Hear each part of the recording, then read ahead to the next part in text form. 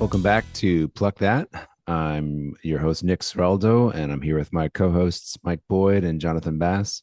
If you've been listening and you notice a little change in my voice, that's because I'm recovering from the smallest of colds. But for some reason, every time that happens, I get this voice. So apologies to our listeners. But we will proceed. We will forge. Sounding good tonight. Deep, sexy voice.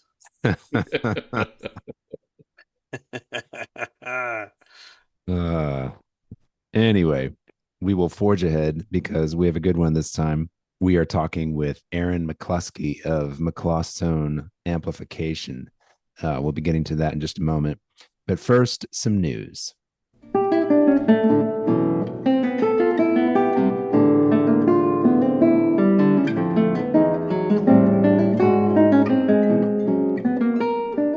I think that's me.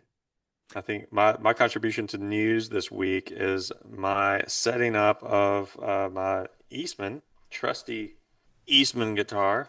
Look at that. Yeah, it's beautiful. Beautiful. Yeah, I love these things. They're great, just workhorses of acoustic guitars. Does that have there's something special about the spruce? What is it? Not toasted. What is it? The word? Oh man, I didn't know you were going to Baked, ask me that. baked, cooked. No, no, it's actually I think it's a different species that was I'll have to look that up and maybe that'll go into the next week's news episode.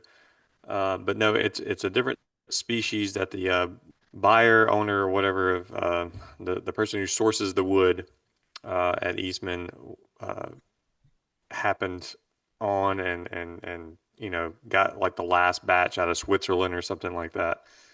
And so yeah, it sounds fantastic. And but anyway, I've gone back and forth on string gauges, basically between 11s and 12s, and the action has uh, not. I was going to say suffered, but not suffered. But I've just kind of been tinkering in a tinkering mood, and so my filing down of the saddle has, yielded pretty good results. So it's pretty even action all the way up so far. I think I can still probably go down a little bit more and not, I don't want to lose any projection, you know.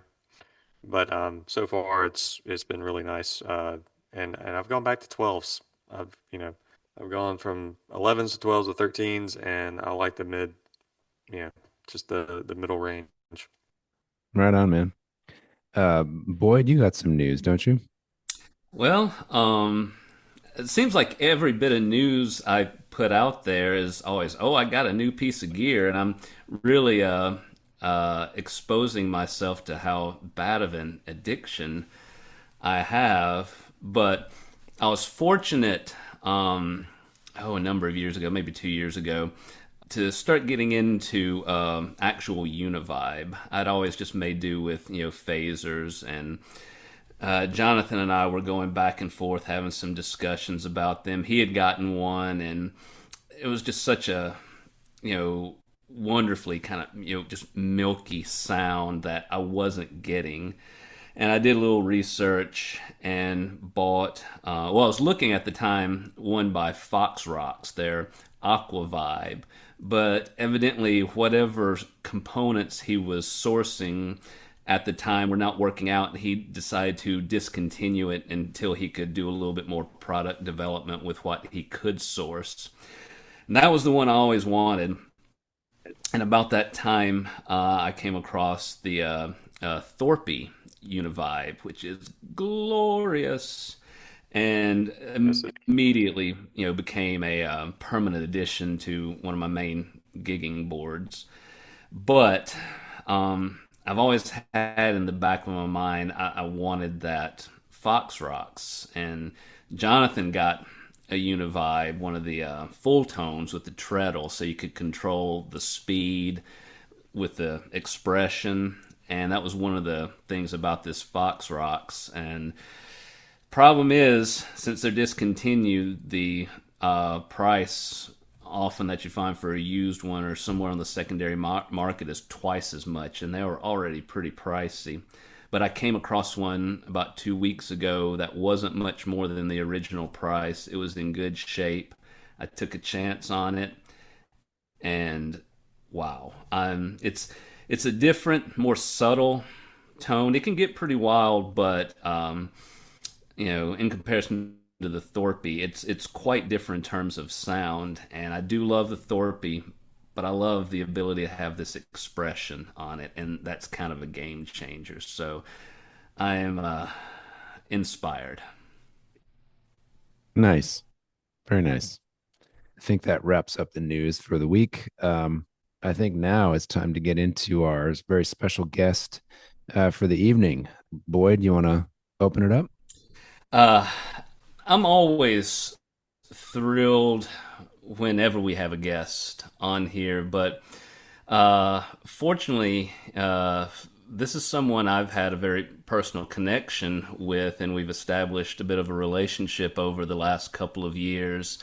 So I'm thrilled that Aaron McCloskey of McClostone Amplification, who, full disclosure here, he has built two of my amps, but they are my two most favorite amps in the world. And I'll probably tell a little bit about how we met and how this came about when we get him on here. But I hope folks will enjoy this one. It kind of ties into some of the talks we've been given recently about gear and maintenance, and we brought one up about amps, and I thought it was very timely that he was able to join us and elaborate a little bit more on it. So I'm very much looking forward to hearing what he has to say.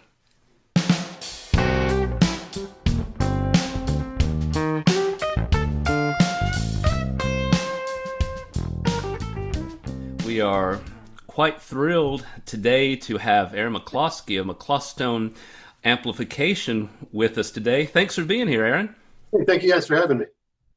Aaron and I met sometime around the height of the pandemic, and to be honest, I can't remember if it was either right before everything kind of locked down or if it was when things were starting to open up a little bit. But a very good friend of mine out in Denver was at a block party, and we were just chatting. He talked about meeting this guy who was building amps, and so happened to be at the time when I was looking for a new amplifier. I thought, a custom amp sounds like a great venture to get into, and gave Aaron a call. And man, the deluxe that you put together for me was very inspiring. Would you mind telling us a little bit about your background as both amp builder, performer, how you got into things? Just let us know a little bit about you, sir. Sure. So I started gigging and performing music a lot earlier than I started building amplifiers. So I really loved playing music, and when I finished up college, I was pretty sure that's what I wanted to do. I didn't totally know how to go about it, but moved to Colorado because I got a job at a fly fishing ranch out here as a bartender. I was not a bartender. I don't know why they hired me, but I learned that relatively quickly. And then I moved to a town called Crested Butte, Colorado, a really beautiful place, and just like met some music friends, and I had gotten a little bit into bluegrass, but not much. But met a guy named Alex there, who's still one of my closest friends, and we play together still. And just like started trying to get gigs and doing that, playing bluegrass. And I was we called ourselves a jazz funk band, but we were just a crappy jam band, which I feel like half of the Colorado jam bands think they're jazz funk bands. And then from there, I went to music school in West Texas for a couple of years, a place called South Plains College, which is just a community college in Levelland, Texas. And but there are a couple of really amazing bluegrass players and teachers there, Alan Mundy and Joe Carr, who are, if you follow 70s and 80s bluegrass, you certainly know who Country Gazette was. That was their band. But if you don't, you never would have heard of them. But did that, and then moved to Colorado after 2 years in Levelland and started gigging here again. One summer, I was playing a bunch of weddings and had some money burning a hole in my pocket. So I walked into a music store in Denver to get like just a couple short little cables for an old PA system, and saw a couple like vintage magnetones sitting there, like from the 30s and 40s. And I thought that they looked really cool. and I just bought them. They were like, one was 2 watts, one was 4, I think. And then I started clicking around doing some research, and it turns out that they had a pretty decent shock hazard. Nothing that would like kill you or anything, but just, 2-prong plug. If it's plugged in to a different circuit than your amp, then you might get a little, or your microphone, you might get a little pop on the lips. Back in the day, they just have another sip of beer and it would be fine. That's what we still do. Yeah, yeah. So I took it to a buddy of mine who worked on amps, and he opened them up and showed me what he was going to do. Change some capacitors, put the plug on, this and that. And I just was sort of interested in it. I thought it looked really cool. And he said, "Oh, it is really cool. It's pretty simple, really. Just buy a kit and build an amp. You should buy a kit." So I bought a Champ kit, Tweed Champ kit, and I built it, and that was really fun. And then I built a Tweed Vibrolux kit after that, which is, I've upgraded it a little bit, but is still like my gigging amp. And talked some friends into doing it, and taught some guitar students into doing it, and it was just sort of off and running. Stopped buying kits, started buying parts, and now I'm close to 200 amps. Wow. Nice. Wow. Yeah. Hey, I on yours, Boyd. Like, he says his Vibrolux was his gigging amp. I was in the market for a Vibrolux when I told you should go with the 210s when you did your deluxe. So this is a Tweed Vibrolux. This is not the blackface version. Oh, okay. This is a kind of a rare bird of the Tweeds. It's a later Tweed. It's a 10-watt amp with a single 12. Has killer tremolo and like this really nice honky in a good way mid-range that like it sits really, really well in an Americana or country band without being super loud. It just sort of sits in a nice spot in the mix. Wow. Well, yeah. I've been very thrilled with that single channel deluxe you sent me. So thrilled. I ordered that Tweed Super that you recommended for me. You've got some really interesting takes on classic circuits, and there's quite a few questions, that hearing this from you inspires me to ask. But before we get there, like you said, you built a kit, and it kind of just blew up from there. I was very curious a year or two ago about getting into working on electronics, and a friend of mine at that time from New Orleans started building pedals and was really geeking out on that, and convinced me to give that a try, just to try my hand at learning to read schematics and use test equipment, get my soldering skills up. And I had a lot of fun with it, learned a lot. What do you think, in terms of scaling up from a small pedal to an amp? Do you think, much difference in terms of, a learning curve for something like that? Sure. I actually think a Tweed Champ is easier than most pedals. Wow. There's probably a few more solder joints and components, but they're way bigger. You don't have to be like super tiny precise with your soldering. If you mess it up, you just take the solder out and start over. If you do that on one of those little pedal things, you might ruin it. That's true. Melt something and then it's sort of done for. I tried my luck with pedal kits too, and I don't do that anymore. It was a long time ago. But yeah, I think as long as you do it right, a simple amp is easier. If you don't, and then you have to troubleshoot it without really knowing what you're doing, that's when the fun part starts. But there's honestly, like, the online amplifier forum community is generally very supportive. And if you go in there and you're post some pictures and you're like, "Hey, I built the Champ kit. It's not working. I want, like, what do I do?" Take some pictures, measure some voltages, and they'll probably within a few hours, you'll have people telling you exactly what order you should go in to fix it, and how to do so safely. And if it seems like you don't know what you're doing, they'll tell you to take it to a tech. But generally, like, 5-watt amps are pretty straightforward. And they just send you a layout. You don't even need a schematic. It's just color by number. Wow. Well, you said something I think very important there. There is a difference in the voltages in amplifiers than pedals, and there are, I think, bigger safety concerns there that we all want to probably be aware of before we start poking around in our amplifiers. I mean, absolutely, you need to be very safe, but it's not that hard to be very safe. You just need to like not forget to do it. You know, there's a safe way to discharge capacitors.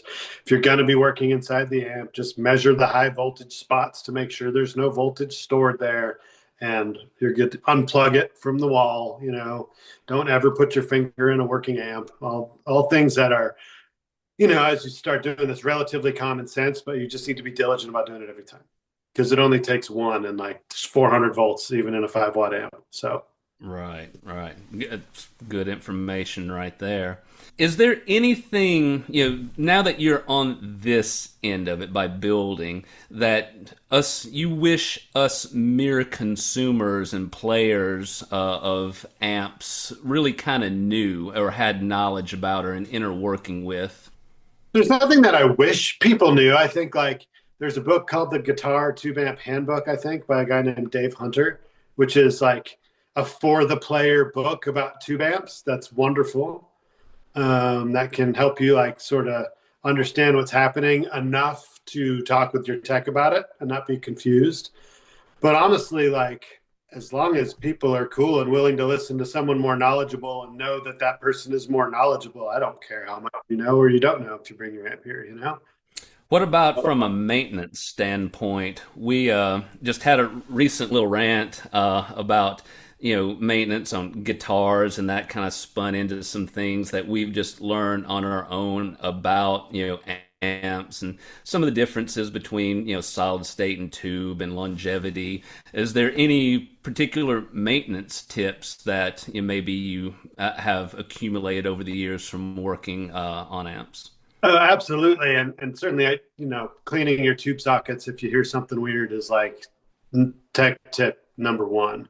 So Skip Simmons, who's got a great amp podcast, we'll probably talk about him more later. I got to meet him one time, but he just talks about on his podcast some basic tube amp maintenance, like and that cleaning your tube sockets, especially on an older amp, can make all kinds of problems go away.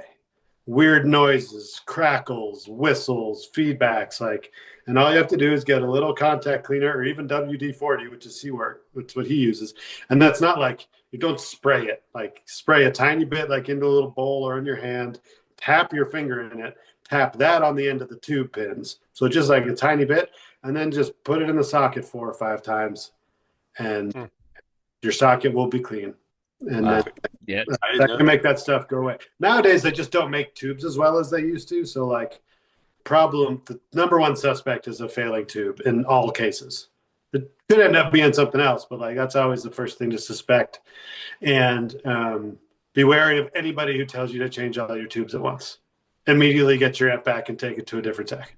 That's great advice too. Yeah. The chances of most amps have like 5 to 8 tubes in them. The chances of all 8 tubes failing at the same time is like virtually nothing, right? Unless there's been some other problem that caused them all to fail, but that's really rare too. So like if someone says like, oh, you should retube your amp, it's been a couple of years, like they're just putting your tubes into their stash, man.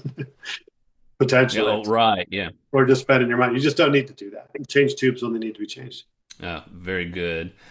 Has there been anything about your own experience as an artist and performer that, you know, perhaps has shaped what you do in regards to maybe the amps you like to build, the circuits you prefer, or just your taste in general now with what you want to hear from your own gear? Yeah, I mean, for me personally, the amp I want to bring to a gig is the lightest one and the lowest wattage one I can get away with. The amp, that Tweed Vibrolux is probably 20 pounds. It's glorious to carry around. And you can get it to where it gets a little bit of hair on it without, you know, getting the sound man too mad at you. You know, I just don't really like playing that loud anymore. Part of that's probably for being a bluegrass player. So I just like, you know, stuff that sounds good at a reasonable volume. I think being a professional level player helps me communicate with customers and clients for sure about their needs and what they want their amp to do on stage or what they want it to do in a studio, rather than just being from the electronic side, and not necessarily understanding exactly how that all works, and what a customer might want. Even if you understand the words, it's still like have a more deep understanding of what somebody's talking about with their tone and their how they want their amp to feel. It's been a while since I've been on your website, but if memory serves, you definitely seem to lean more toward a Fender circuit. I'm certainly more knowledgeable of the vintage Fenders. A lot of what I do now is my recipe of a vintage Fender, if that makes sense. So like a Princeton reverb, just that size with reverb, with tremolo, with a 12-inch speaker, which I like in a Princeton.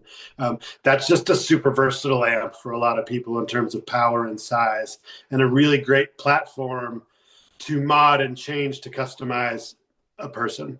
And that certainly could start with like, a Marshall 18-watt circuit or something like that too. But it's just what I've come to know and really understand, and seems to work for a lot of people. And now I'll have my basic recipe for Princeton, which, includes an extra knob that I call a tweed control, and a negative feedback switch, and a 12 instead of a 10. And, I've got a similar thing for the deluxe reverb, which, Mike, yours was the first one. But since then, I've sort of really honed in on that recipe, going down that path of a single channel deluxe with some other different things. My tweed deluxe feels like a vintage one, but it's a little different, So I use those kind of more as platforms than building clones. So the deluxe you built for me was your first, did you just say? No, it was not my first one of those, but it was the one that... Oh, the first that started. I didn't really bond with a deluxe, like an AB763 circuit for a while. Even though I'd made some, it just didn't really do much for me. I always liked Princeton's better, or Tweed amps better. That one I really liked. And when you also really loved it, I thought, okay, I need to like hone in on this and have something I like and really believe in as a deluxe reverb circuit, because it's a great amp and super useful and classic as well. So sort of like got me into that circuit, I would say, for the first time. I mean, seriously, it's one of my favorite amps I've ever played. When I get down to visit Boyd, that's about all I do is just play that amp. He's like, oh, I just got this one in, and it's a whatever. I'm not going to name names to compare you to other stuff. I'm just like, yeah, I'll play the deluxe. I'm good. All right. Yeah, man. Yeah, you knocked it out of the park. Yeah, for sure. That's also one of my favorite looking ones that I've ever made. You came up with a really good color scheme on that one. I was a long time getting on Instagram, and when I finally did, maybe about a year ago, Jonathan had pointed out, is like, is that your amp that's on Aaron's Instagram? I was like, let me find Aaron on there. I was like, holy mackerel, it is. It is. Yeah. Well, I'm honored. And everything. You build your own cabs, right?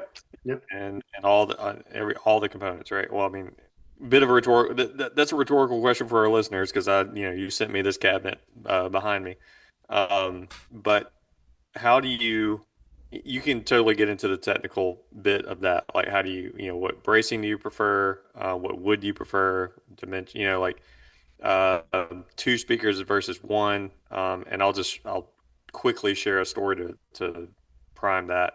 I played an identical old Tone King Meteor 2. I remember, yeah, one of my favorite amps I've ever played. And I remember that there was a 212 version and a single 12 version, right? And they were super proud of how they had tuned their cabinets and everything, and count the rivets or whatever there were, the screws. And it was a glorious sounding single 12. I think it was basically a deluxe topology. And then I played the 212, and I was like, this is terrible. It's not terrible, but it's a completely different amp. You know what I mean? And so I don't know the thought process when you go to like tune a cabinet or select speakers or wood or whatever. Were the same speakers in the 2x12 as the single 12? Yes. Yeah. Interesting. So my cabinet building is much less scientific than that what those guys were talking about.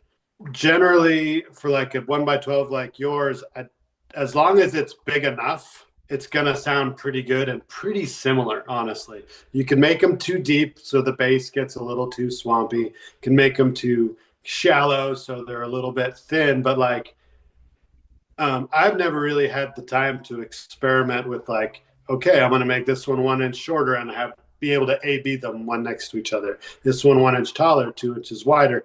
I just sort of make them to the size someone wants, and if they don't have one, then I'll make it to one I did before that sounded good. And like basic speaker cabinets and combo ones even more so, like a little bit bigger and a little bit deeper, especially for an amp like a Princeton, makes a big difference. But if you go much bigger, it's not going to make that much difference until you get to a certain point when it sucks, I guess. So there's like kind of a range.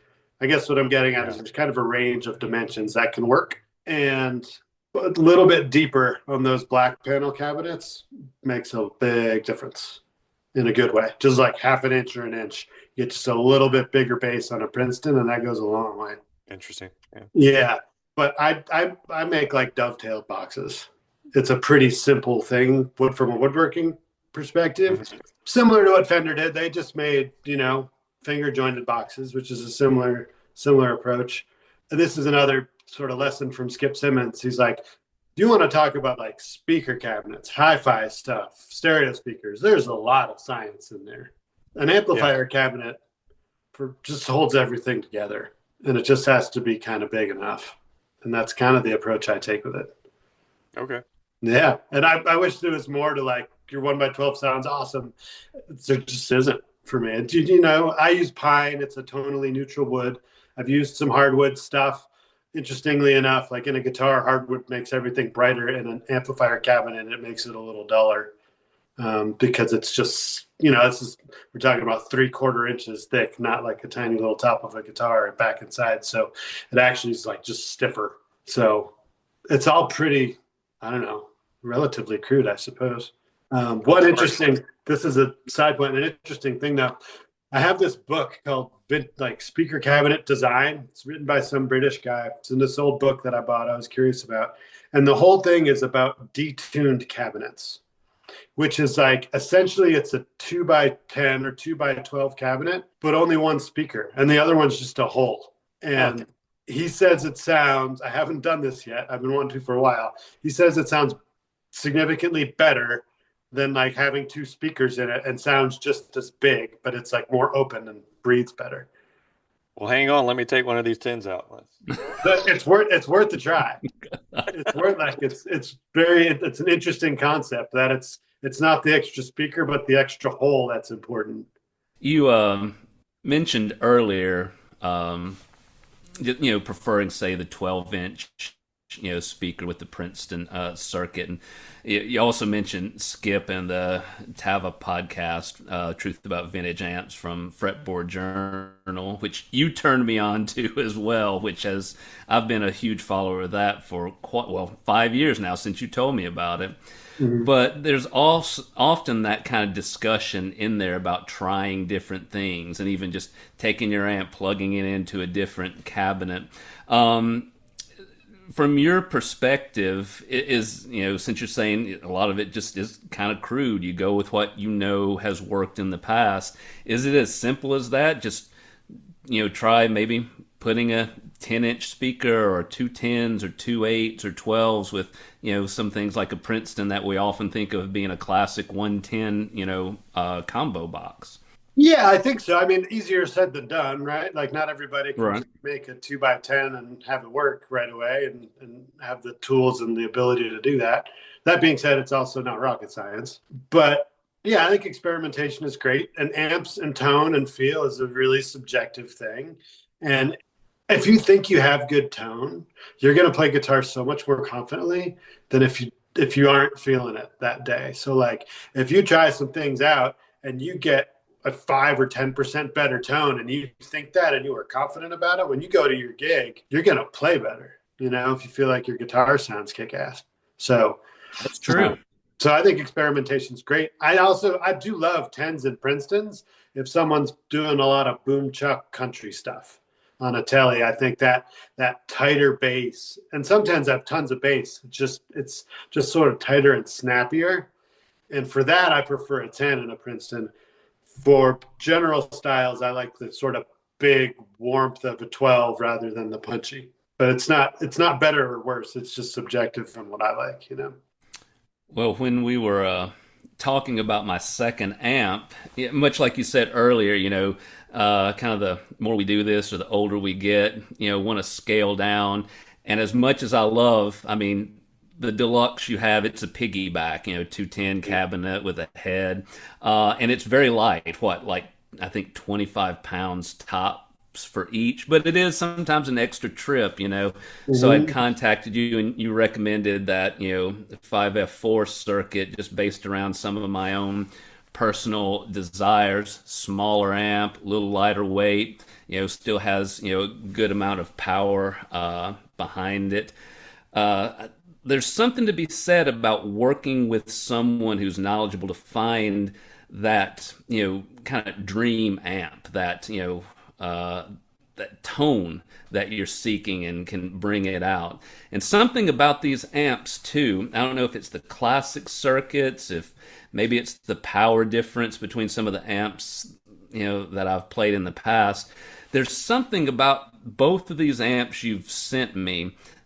They seem to open up earlier in terms of finding that tone where the amp wants to be happy and speak well. Is it anything to do with those circuits, you think? You mean just like at a lower volume? At a lower volume, yeah. I don't know. That's kind of subjective too. My Tweet Super feels like it's always too loud. I bring it somewhere. So I don't know.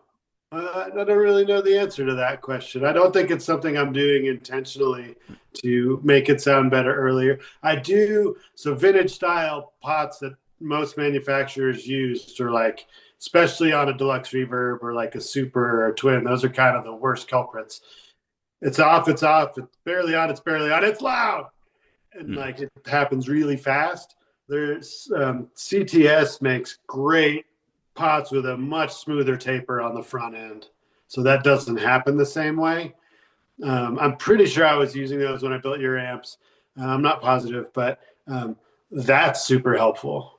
Just having more control of that on a reverb pot too. The same thing kind of happens, on those vintage amps. You're like, not quite enough. Oh no, now I'm in a cave. And it's hard to find just the right amount of verb on those. I would say that the tremolo does the same thing. Yeah, well, the tremolo on Mike's Deluxe it's a totally different tremolo circuit. That's one of my pet peeves with the AB763 design. They use this square wave, I'll call it tremolo, that's like off on. It's not very smooth sounding to me. And there's an internal light bulb that flashes on. And I don't like that. And it uses a full tube. And if you're going to use a full tube for your tremolo, you can make it sound so much better than that. So without any more components. So I don't totally know why Fender did that for so long. The bias shifting tremolo, in my opinion, sounds so much better and smoother and warmer in every way. And if you use it all the time, you're probably going to shorten the life of your power tubes a little bit, but only a little bit. And it's way more usable. So Mike's amp has a bias shifting tremolo. And you mentioned pots. Are all the pots you're using, are they linear taper, or are they any of them audio or no? Most of them are audio. Some of them are linear. Oh, okay. And there's some positions where I feel like that really matters, and other positions where I think it doesn't matter that much. It's just sort of where the fast part of the taper is versus the, where it slows down. That's the big difference. And as long as you have the control you need, I'm not super picky. But some spots, like you don't want a linear taper pot in your volume control ever, probably. We've mentioned a couple of times now the great guru Skip Simmons, and you being able to go out to his ranch out there. It's funny, I've written in or called in the podcast a time or two just with just nonsense things to chat with those guys. But I remember on one of the things I submitted was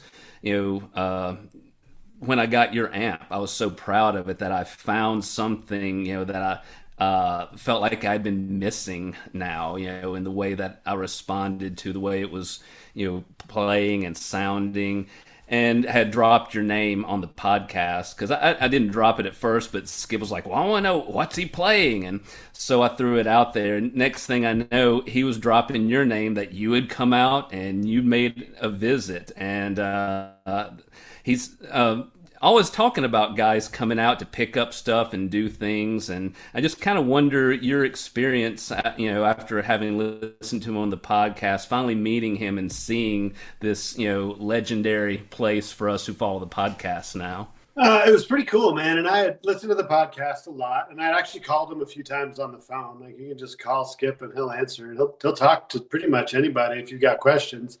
I think it was about it's an old Magnetone or something that another person brought me, and it had some weird stuff in it that some other tech had done, who knows, 20 or 30 years ago. And it wasn't working quite right. And I couldn't find a schematic. And I just called Skip to be like, hey, like, number one, how far would you hunt to put this back to original? And if not, would you just change the components in there? And he didn't really answer my question unnecessarily. Kind of hinted at the fact that I should know what I was doing more and shouldn't be calling him for questions if I was fixing amps, which is a valid opinion. I wasn't really asking him how to fix it. It was more of a philosophical approach, at least in my head. That's what it was. And I called him another time or two with similar questions.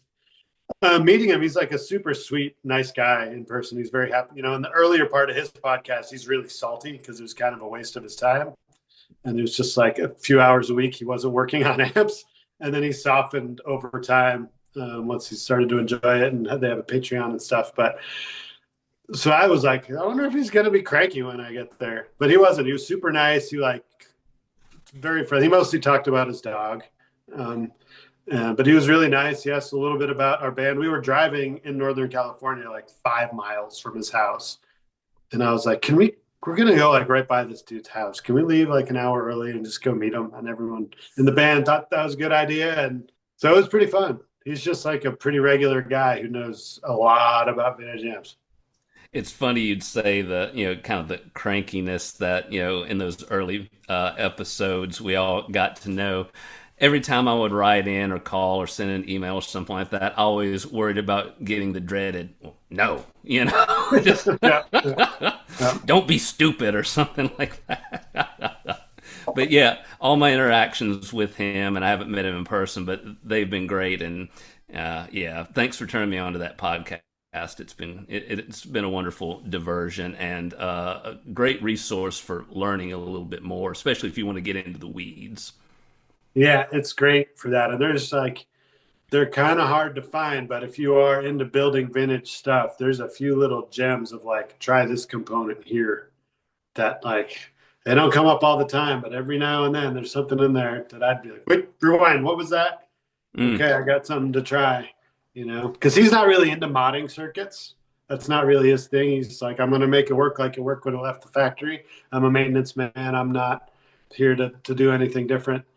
But every now and then he's got some kind of trick, Well, you've kind of hinted at that in this discussion. How much of your work centers around repairing amps and doing things for other people? Not as much as I'd like. Honestly, I'd love to repair more amps. I don't want to work on a Blues Junior or like a Hot Rod Deluxe or anything sort of modern printed circuit board stuff. But I love working on vintage amps. I think especially the oddballs are really fun, and you can learn a lot because they did things differently, than Fender or Marshall.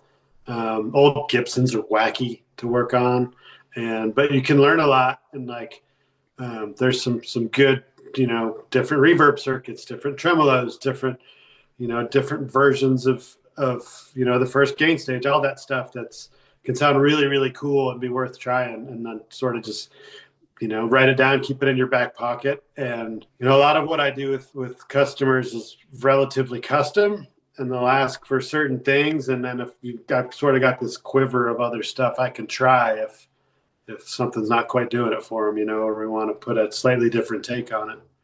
I guess there's, I know that you're on the road sometimes, and it sounds like this year you didn't, tour quite as much as you have have in the past. So sometimes that, I'm sure, puts a little bit of a damper on how quickly you feel you can get orders out. But largely understand.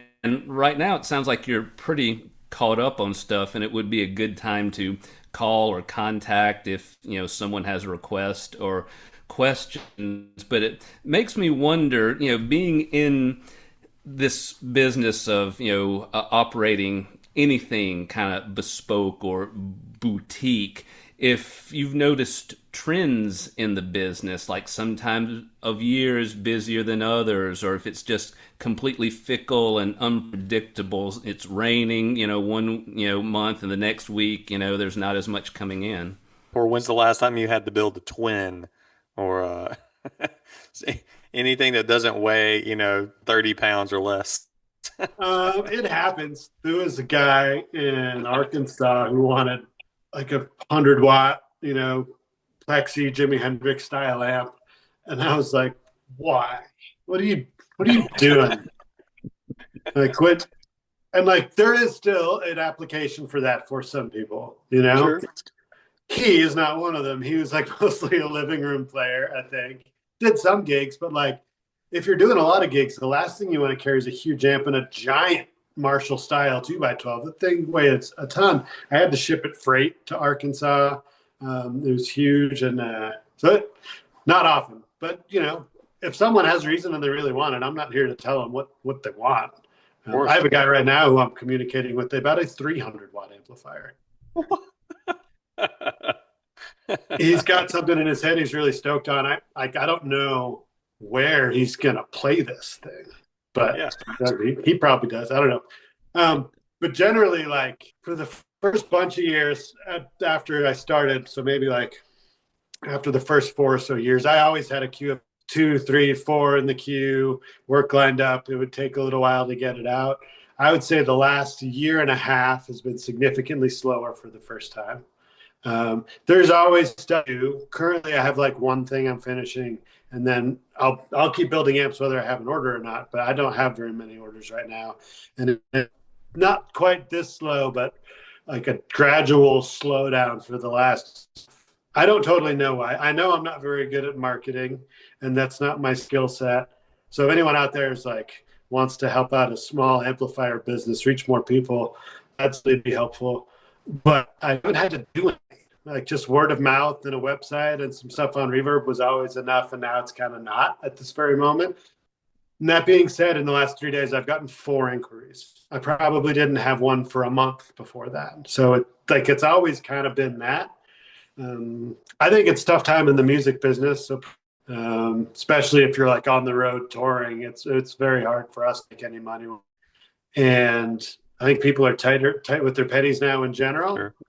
That being said, like, I think I could be selling more amps if I was better in a sales, maybe. Hey, that your prices are very reasonable. I mean, there's nothing wrong there. But it is a good segment we had.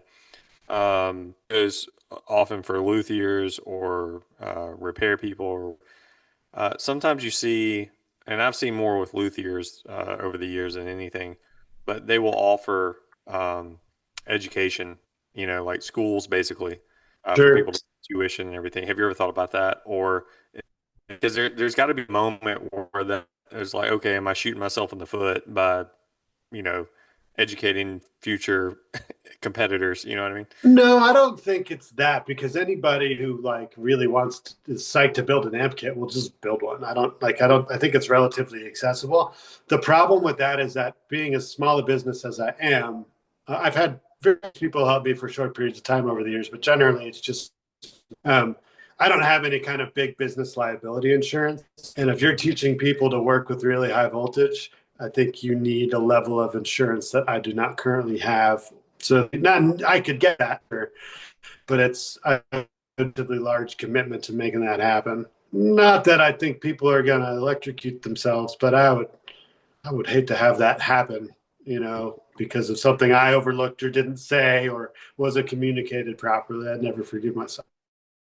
It's interesting you would, kind of delve into that. Being a business owner, you experienced a lot of things that we don't tend to think about, especially a small business owner.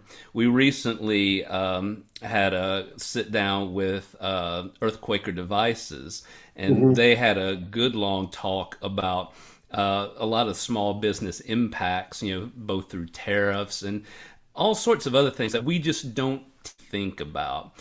You've already mentioned Skip saying, if you're going to repair things, you need to know a certain amount before you go in and offer your services to people. But, you being, a small business owner, is there any other advice or things that you can think of that, you didn't know at the time that you started this, or you felt like you would want to share with people if they decided to, go into such a venture?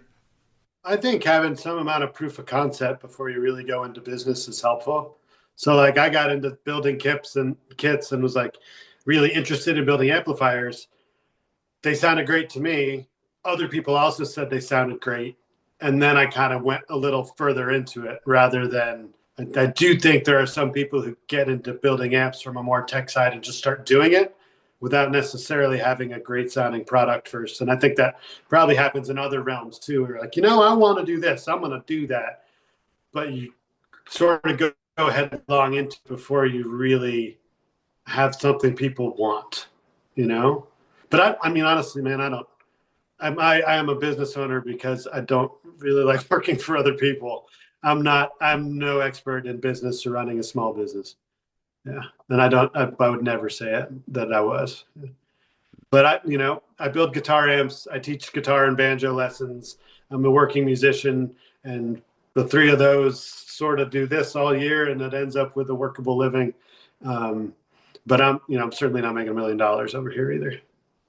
Well, what you are doing is great. It's been valuable, I know, to me and other people as well. Uh, we certainly appreciate all the knowledge that you've been dropping on us and taking the time to do this.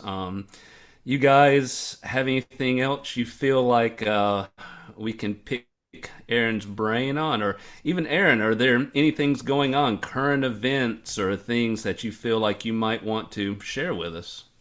No, not necessarily. I think if there are people in the Colorado area or in general, like one service I offer to local people is that I have 7 or 8 different amps here at all times, and people can come here and try a bunch of vintage style amplifiers, and we can talk about the different ones and what they like and what they don't like. Because amplifiers, they're all just words, right? Like, oh, it's crunchy, it's creamy, it breaks up this way. Like, they're all just words that mean a little something different to everybody. And it's very hard, I think, to talk about an amplifier and have somebody really know exactly what you want without being in the same room and listening to stuff. And you can certainly do it. I'm not discouraging people from buying an amp from me from further away, but it's very fun to come demo amps. Well, you've sold me. The next time I visit my buddy in Denver, I think I'm just going to call you up and see if I can come over and have some fun trying some amps I've never played before. Yeah, man, absolutely. There's a lot of fun stuff here that you might find one in a shop somewhere, but you're not unless you go to like Gruen Guitars, and I don't think you're going to be able to find this many things you can try and really like try on, for yourself. Well, it's very inspiring. I love what you do, and I love the fact that you've been so gracious with your time and sitting down with us today. Ladies and gentlemen, Aaron McCloskey, check his stuff out and check out his band Woodbelly. We didn't really even have much of a chance to talk about them. For what it's worth, Woodbelly played its final show on Halloween. As in final, not just final show of a tour, but final. For the foreseeable future, yeah. Wow. Yeah. Wow.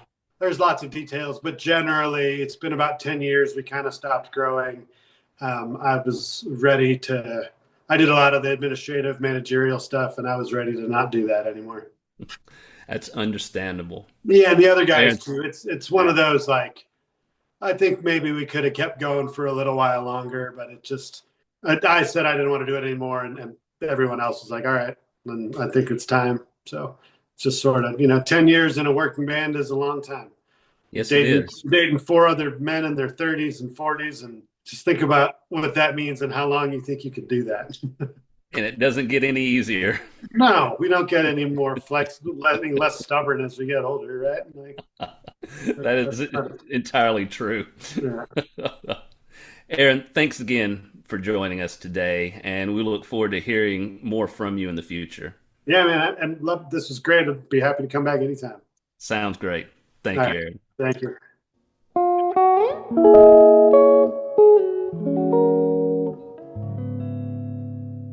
Okay, that's another episode of Pluck That. Upcoming guests include guitar builder Yoshia de Jonge, as well as some more trio talk. I would like to invite all our listeners and viewers to send questions for our guests. We're always welcome to hear feedback as well. You can always drop a comment in our YouTube videos or send an email to pluckthatguitarpodcast@gmail.com. See you next time.